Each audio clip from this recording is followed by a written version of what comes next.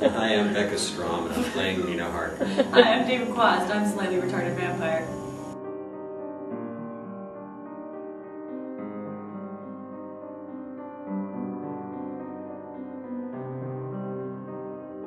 The usual process for choosing scripts here at Douglas is that Alan Lascelle, who's the coordinator of the theater department, will bring a list of scripts that work for his students, and that's one of our first priorities, making sure there's enough roles for the actors.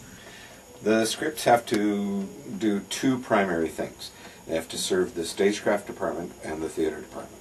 So they have to be challenging for stagecraft students to build costume, light, sound, prop, and they have to have the right number of male-female roles to match up with the theater class, with the acting class, and also be challenging for them. The set added to the eeriness and everything of the story. It was an amazing, huge, big, beautiful set. How do I turn a script into a set? That's a good question. And I'm sure it's different for everybody who does it, but for me personally it starts with simply reading the script and pretending you're the audience. You only get to do that once. The first time you read the script is the time that you get to be the audience and try to enjoy it. And after that, you start to take it apart and look at all the different aspects of it. There's the practical side, which in some ways is really easy. How many doors, how many windows? But that can also get in the way of creating something that's also artistic and has some bigger merit than simply functionality. This elaborate production, not only sound and light, but the set, the physical set itself, which always helps to create the world that you're trying to play in. And so you don't have to rely on your imagination as much because it's all right there. You can physically touch it and smell it and feel it on every part of your body. I'm Jessica, and I'm a set painter for Dracula. Right now we're just painting the wall. It's supposed to look like it's decaying and old, and we had to build it up with styrofoam and then carpet and then make a mixture and for the texture, and then paint it, and yeah.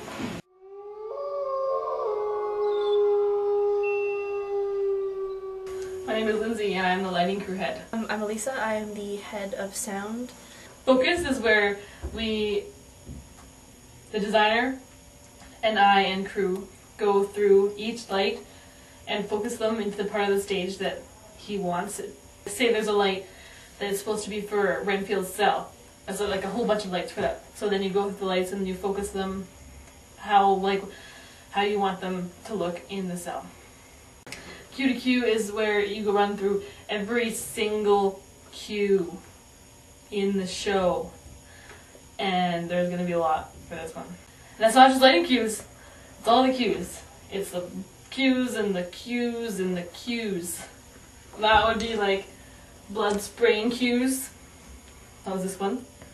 And Dracula's coffin coming up. That was that one. And then Lucy's coffin coming in. That was that one.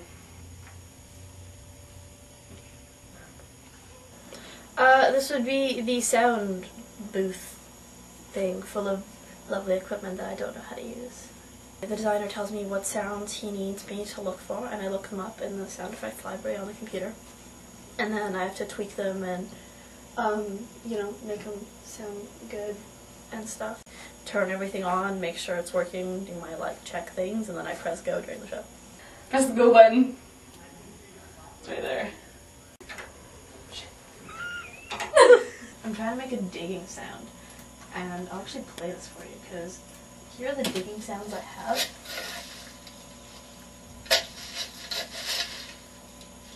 And, you know, they're pretty weeny little digging sounds. It's like a dude with a shovel in his really dried out backyard, whereas we need, like, you know, big graves being dug or whatever it is.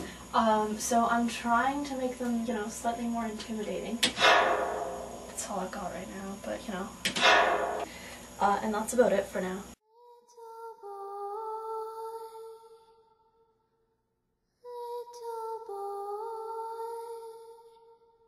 moving rats and moving babies and like blood and explosion and all of that stuff. What would be a couple of the most complicated props this year in Dracula?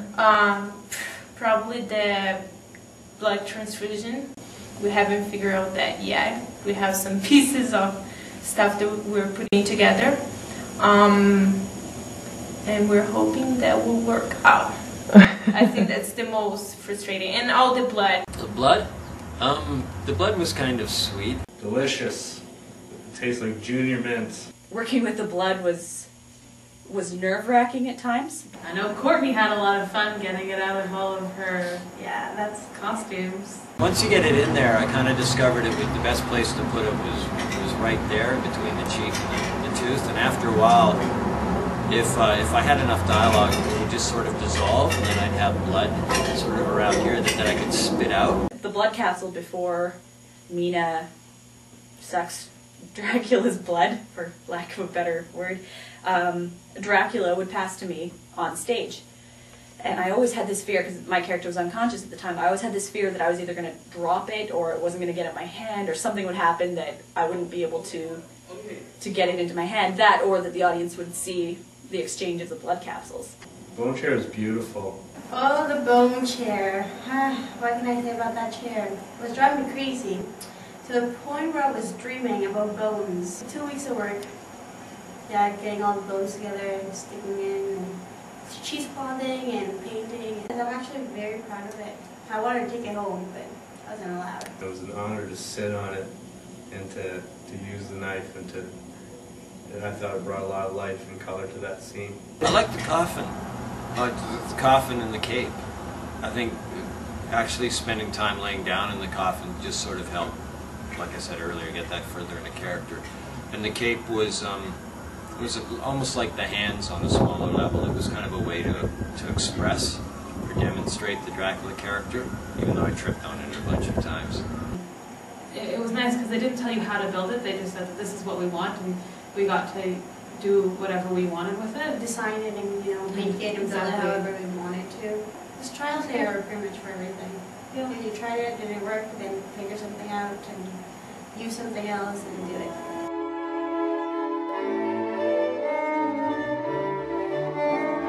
Acting's hard work. For the actor, so I think the difficult part is to not get stuck in that role because everyone's seen some sort of form of Dracula or, read the book or heard the stories of Dracula, and I think everyone has a character in their mind, and I think the hard part for the actors is to sort of create their own character, something that's going to be a little bit different and that people are going to remember. There is a lot of renditions of Dracula, a lot of portrayals of Dracula. So it's up to David to add a whole new spice to it. How do you play Batman or Superman or Spider-Man or even, like Macbeth or Hamlet, these kind of classic characters. So there were certain times when I was like, well, Dracula is this way because it works a lot of the time. And then there were other ways I was able to go, well, you know what, I think I'd like to see this kind of Dracula that I haven't had the opportunity to see before. So it was fun. I had mixed emotions playing Renfield. Because he's such a demoralized character, and in one way or another he virtually gets raped, I feel, in every single scene, primarily emotionally and psychologically raped, and it was really tough to get excited about doing that every night.